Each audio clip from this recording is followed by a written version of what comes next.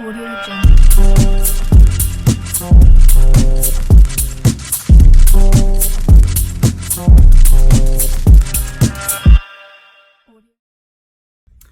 Il est maintenant temps de retrouver Olexi de l'université Nebreja.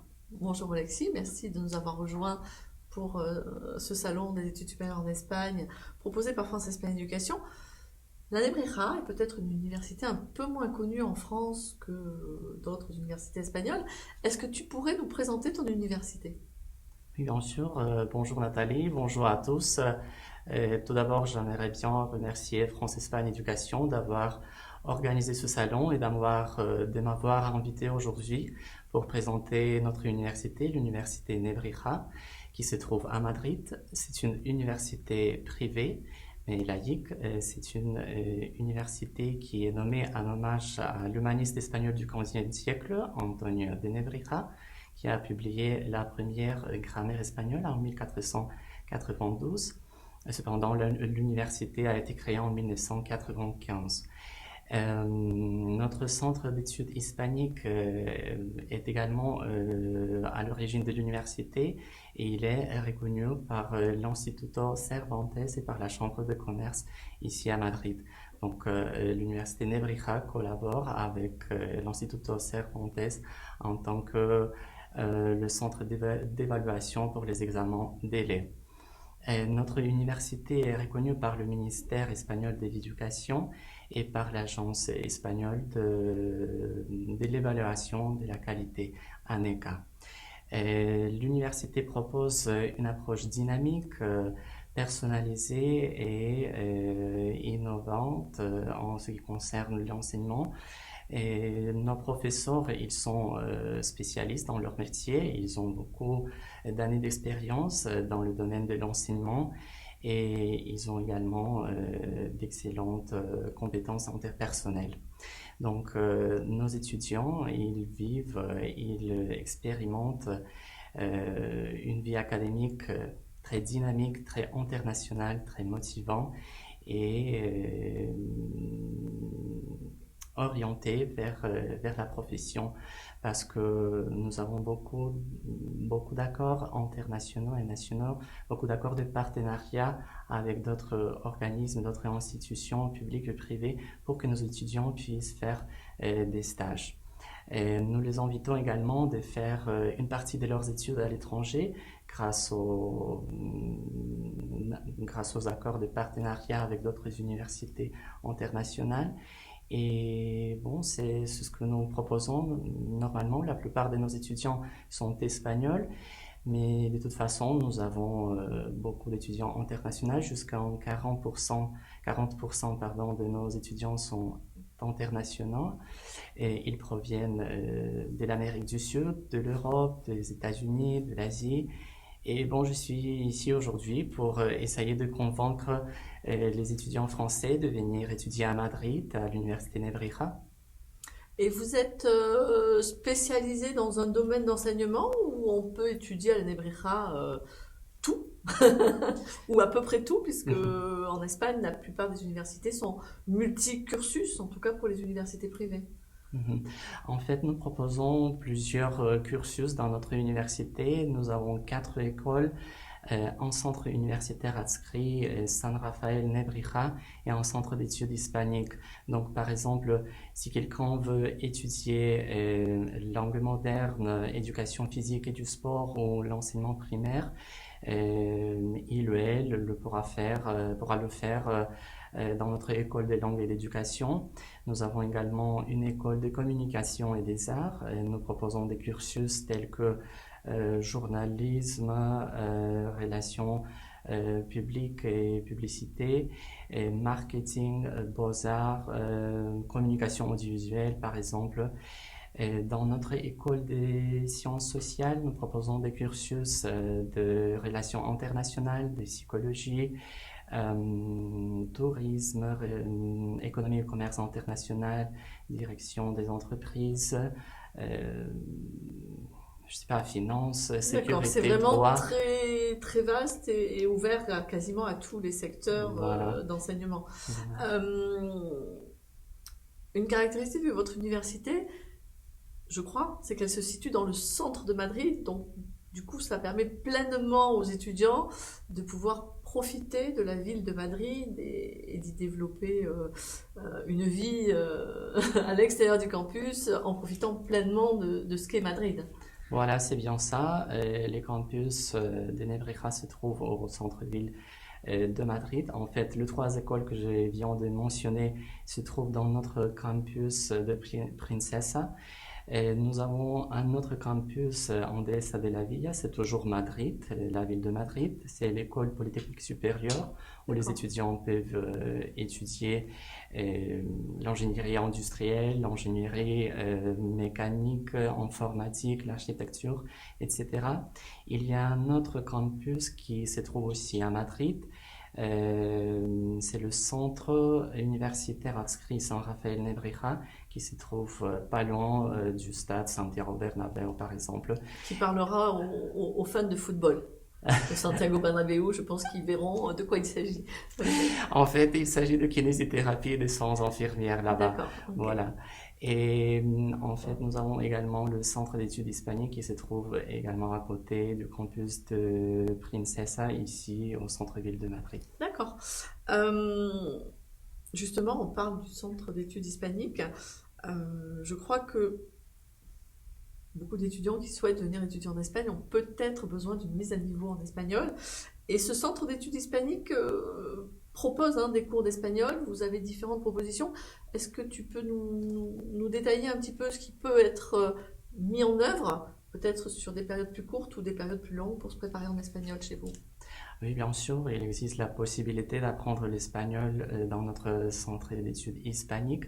Il y a des cours semestriels, des cours annuels, des cours préparatoires au mois de janvier, au mois de septembre. Il y a des cours d'été au mois de juin et juillet.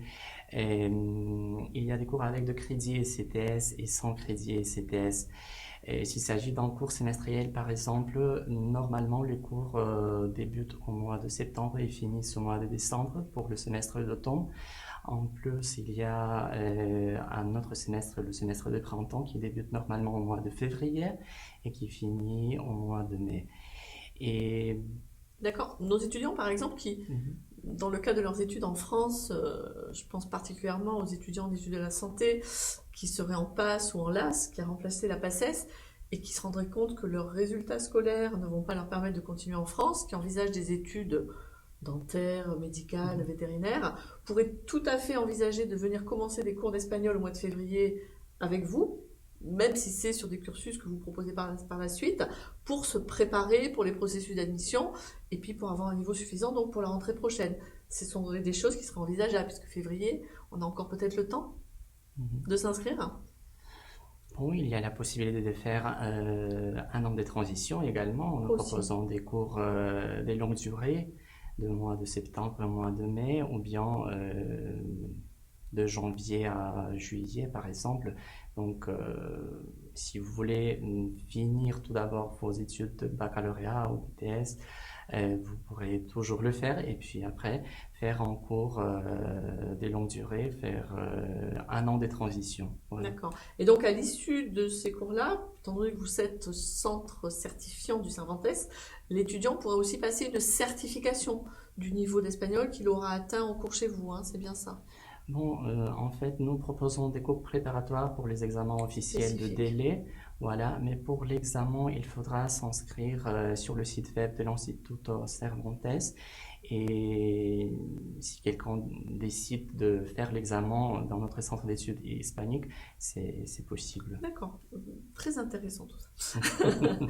Donc oui, cette année de césure, elle pourrait aussi se passer chez vous, un étudiant de terminale, qui n'est pas encore tout à fait prêt à intégrer peut-être des études supérieures, ou en tout cas qui n'a pas encore tout à fait le niveau d'espagnol pour réussir ses études supérieures, pourrait passer par une année de préparation au sein du centre d'études hispaniques pour ensuite étudier le cursus de son choix en Espagne, quelle que soit l'université. C'est ça, en fait.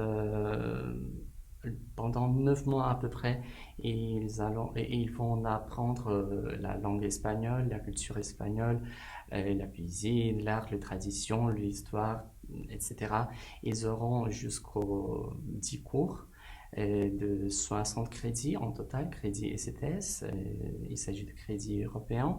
Donc, s'ils décident finalement d'étudier à l'université d'Ebrija, nous pourrons également reconnaître jusqu'aux 36 crédits ECTS dans une licence. D'accord, donc c'est une année de césure préparatoire à l'intégration, même à certains cursus. On peut déjà avancer Voilà. dans certains Donc, cursus. c'est une bonne idée d'apprendre l'espagnol, de venir à Madrid et d'obtenir également des crédits universitaires, de crédits ECTS. Très intéressant. Parlons maintenant de rentrer à l'université d'Ebrija pour un autre cursus, à part l'espagnol. Justement, quel niveau d'espagnol vous demandez aux étudiants pour intégrer l'université d'Ebrija? Bon, étant donné que la plupart de nos cursus sont en espagnol, nous demandons un niveau intermédiaire B2 ou même avancé. Si vous avez un diplôme officiel de DELE ou CIELE, vous pourrez intégrer l'université parfaitement en faisant le test spécifique et l'entretien avec le directeur. Sinon, il existe la possibilité de faire un test en ligne, un test de niveau de l'espagnol de notre université. Le test est gratuit, sans aucun engagement de notre part. Donc, il est possible de faire cela pour vérifier tout d'abord votre niveau et puis après faire le test et l'entretien et tout cela. De toute façon, si quelqu'un ne parle pas espagnol, il existe la possibilité également de faire le cursus en anglais. D'accord.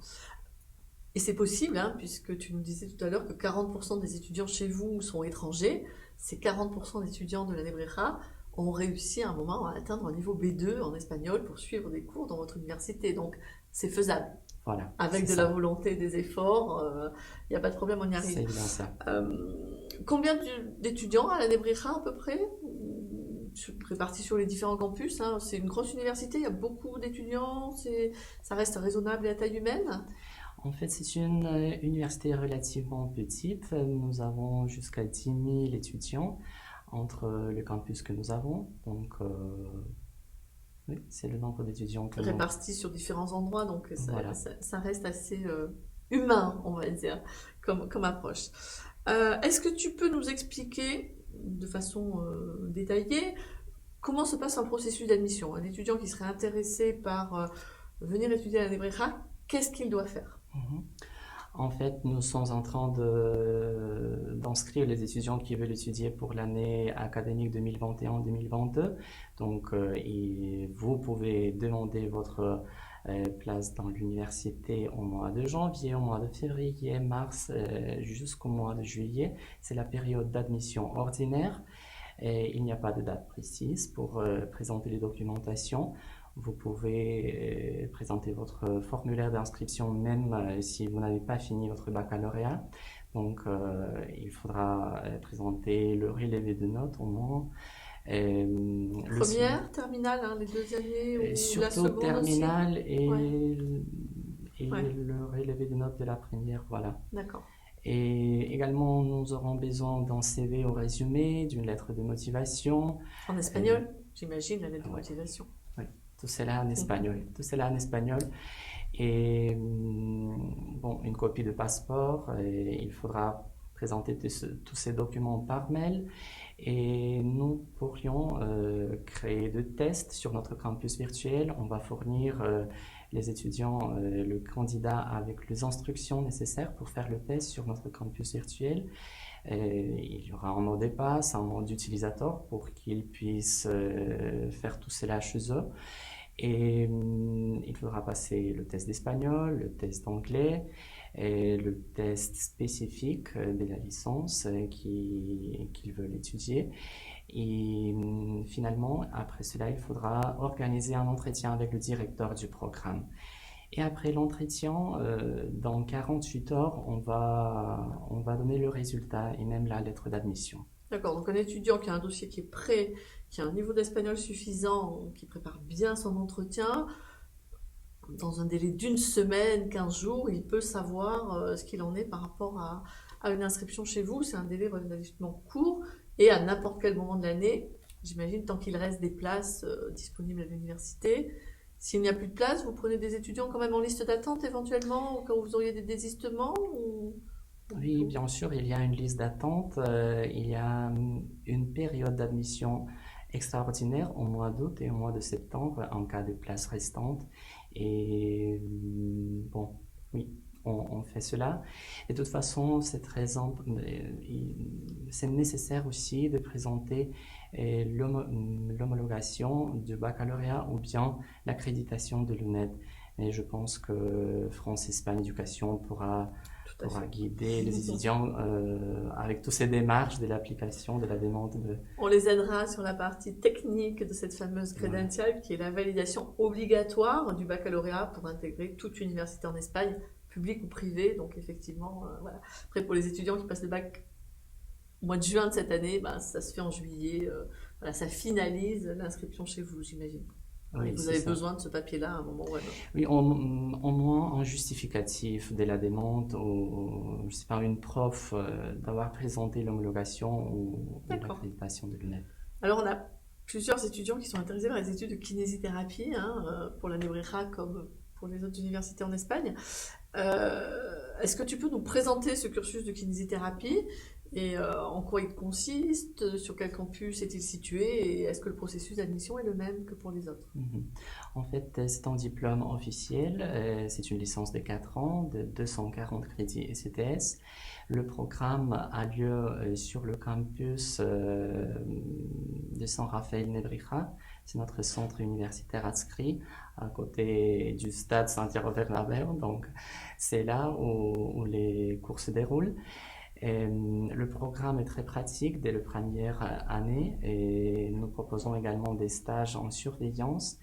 Et le programme est basé sur l'étude des cas réels et pour pratiquer directement les connaissances théoriques du programme. Donc, à partir de la deuxième année, les étudiants font des stages en surveillance dans le niveau débutant, dans le niveau de base, de 3 crédits ECTS, à peu près, on peut parler de 75 heures. D'accord.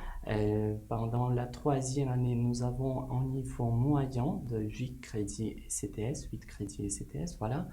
C'est-à-dire, on parle de 200 heures après de stage en surveillance. Et finalement, pendant la quatrième année, c'est quand nous avons la plupart des crédits ECTS et des heures de stage en surveillance. Il s'agit de 30 crédits ECTS, à peu près 750 heures. Donc, en total, vous avez comme 40 ans crédit ECTS et plus de 1000 heures de stage en surveillance. Et nous avons 50 ans d'expérience dans la formation des professionnels de la santé grâce à la Fondation de San Juan de Dios. Et c'est l'une des options que les étudiants français ont pour étudier kinésithérapie ici à Madrid.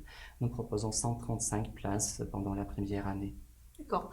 Et si les étudiants français souhaitent faire des stages complémentaires, en plus des stages curriculaires, qui sont compris dans les crédits ECTS dont tu viens de nous parler, ils peuvent aussi avoir des conventions de stage pour compléter leur parcours de stage éventuellement en France ou dans d'autres lieux en Espagne pendant leurs vacances scolaires, par exemple.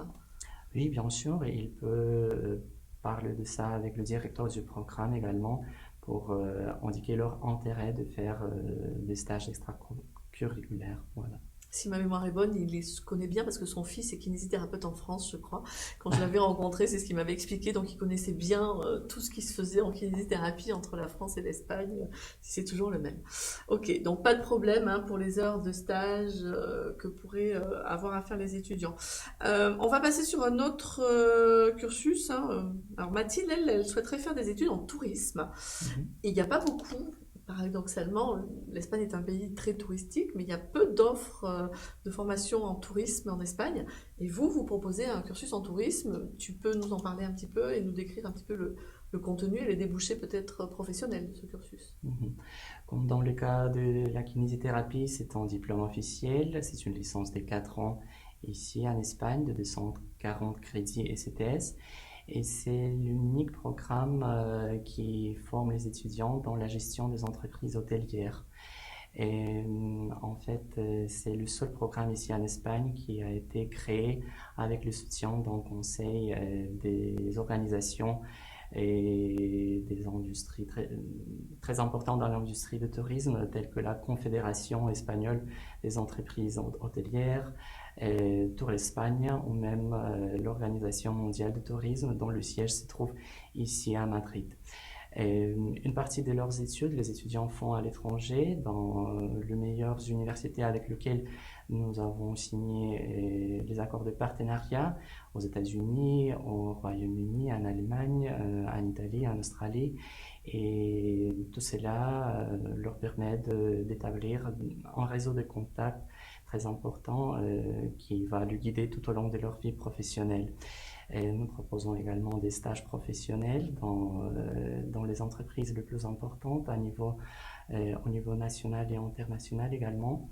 Et étant donné que notre département de tourisme collabore avec le professionnel reconnu dans le secteur, nous proposons également des séminaires très pratiques, de visites, de voyages.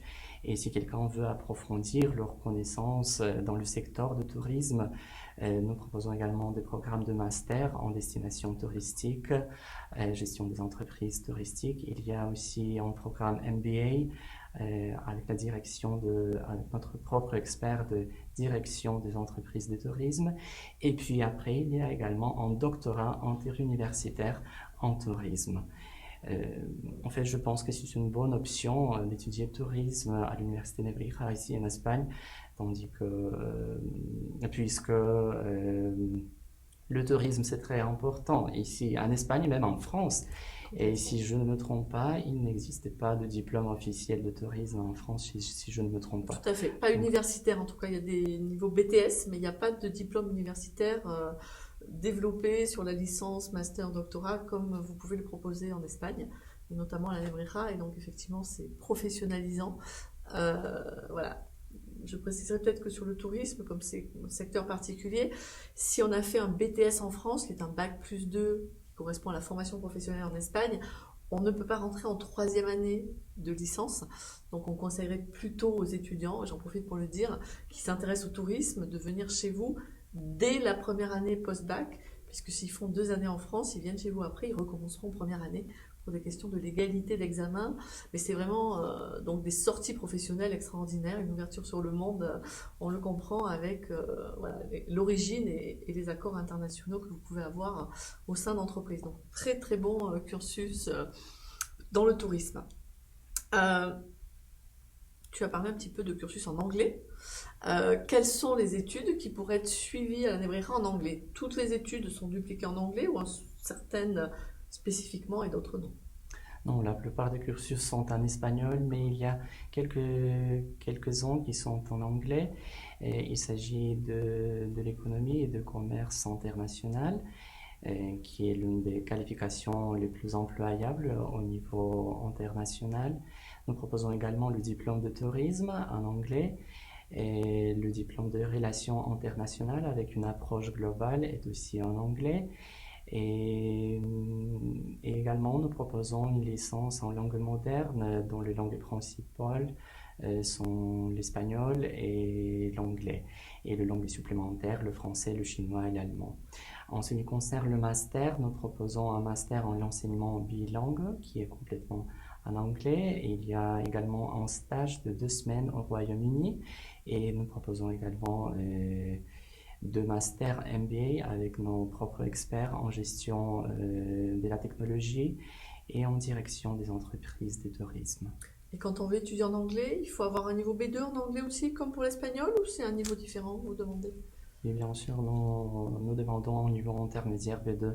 Donc, si quelqu'un a son diplôme IELTS, Cambridge, TOEFL, je sais pas, c'est bon, c'est parfait. Sinon, nous pouvons toujours faire le test niveau pour vérifier le niveau. Et comme c'est gratuit, comme le processus d'admission est gratuit sans aucun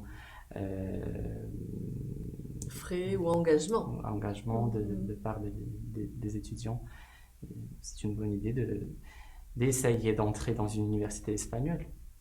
Au niveau master, donc on l'a compris, la plupart du temps les licences, les grados, c'est 4 ans. Au bout de 4 ans, on peut se spécialiser dans certains domaines en fonction de ce qu'on a étudié. Vous avez des masters ou est-ce que tu as des masters spécifiques qui te viennent à l'esprit, qui seraient particulièrement intéressants à la Nebreja? Bon, il y a beaucoup de masters Ouais. également. Voilà, la distribution des années, c'est un petit peu différent. En France, vous avez 3 ans de licence et puis après un master 1, master 2. En Espagne, c'est 4 ans de licence et 1 an de master de 60 crédits ECTS.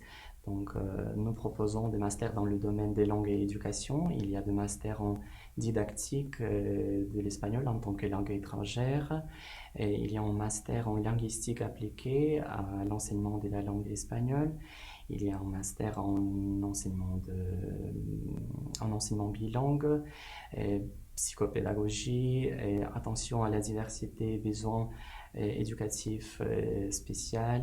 Donc, c'est dans le domaine des langues et éducation. Si vous voulez étudier dans le domaine des communications et des arts, nous proposons le master en journalisme, en direction des événements, par exemple, et marketing et publicité digitale, et marché et, des arts. Donc, il y a plusieurs... Beaucoup. Dans le domaine des sciences sociales, nous avons sécurité, défense, droit humanitaire international, tourisme, relations internationales, organisation et gestion de projets. Et si quelqu'un veut étudier un master d'architecture ou je sais pas, l'ingénierie industrielle, ils pourront Aussi. le faire également aussi dans notre école polytechnique supérieure, mais il faut avoir une licence espagnole en D'accord. architecture et en ingénierie industrielle pour pouvoir Accéder. voilà. D'accord. Et il y a également des études de master en psychologie générale ou master de dentaire. D'accord, En donc c'est fait, vraiment, ouais. oui, l'offre est vraiment vaste. Euh, pour se loger, bon, on a compris, vous êtes dans Madrid, on peut prendre une colocation, une location. Est-ce que vous avez aussi des résidences universitaires et comment on y accède? Mhm. En fait, nous proposons 3 dortoirs. Il s'agit des résidences universitaires qui se trouvent au centre-ville de Madrid. En fait, l'une des résidences se trouve à 5 minutes du campus principal. D'accord, donc un étudiant qui sortirait du bac avec pas forcément la capacité encore à s'organiser seul, à organiser ses repas, dans ces résidences, il y a l'hébergement, les repas, les petits déjeuners, tout est inclus. Voilà, tout est compris.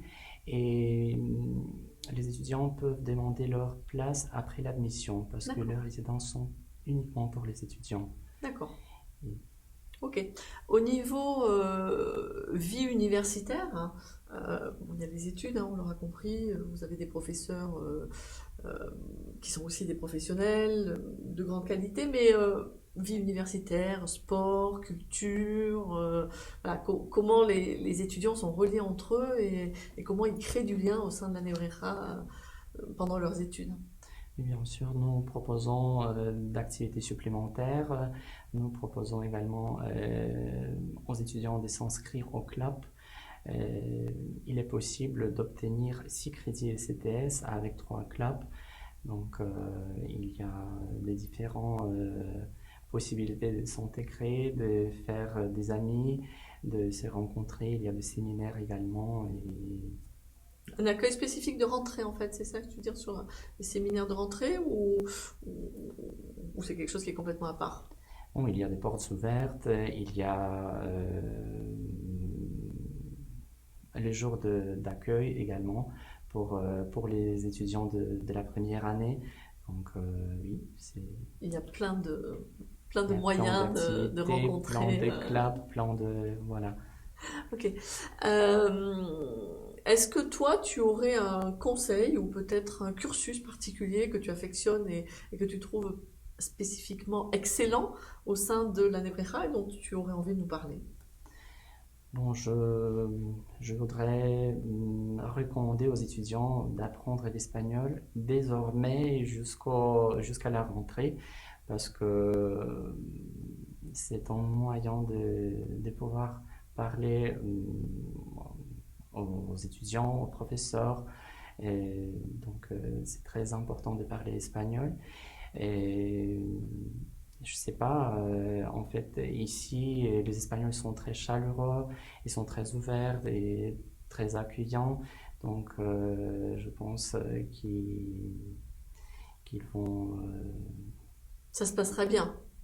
Ouais, je pense que oui. La En plupart des fait, étudiants étrangers, les 40% qui sont chez vous, arrivent à réussir leurs études, à s'intégrer. Le risque, c'est peut-être de trop faire la fête quand on est dans le centre de Madrid, non, quand même pas. en fait, il faut étudier pour réussir les examens. Il faut étudier, évidemment. Mais nous comprenons que quelqu'un qui vient d'autres pays, c'est une expérience pour lui et évidemment, il y a toujours des soutiens, il y a un département d'attention aux étudiants qui peuvent résoudre des questions ou des doutes que les étudiants étrangers ont. Et sinon, ils peuvent toujours parler à moi et je serai heureux de les aider, de résoudre tous les D'accord. questions, Tu tous vas les les doutes. accompagner même au-delà de leurs admissions. Voilà. Si à la rentrée scolaire, il reste des doutes, des questions, des interrogations, tu pourras continuer à prendre soin d'eux. Oui, bien sûr. Oui. Merci beaucoup pour cette participation et pour cette présentation de la Nebreja. On se retrouve à 18h avec Martha de la UTAD qui viendra nous parler de cette école spécialisée dans la création de jeux vidéo, de dessins animés, excellente école, très créative, dans les environs de Madrid aussi. Donc à très vite. Audio Jungle.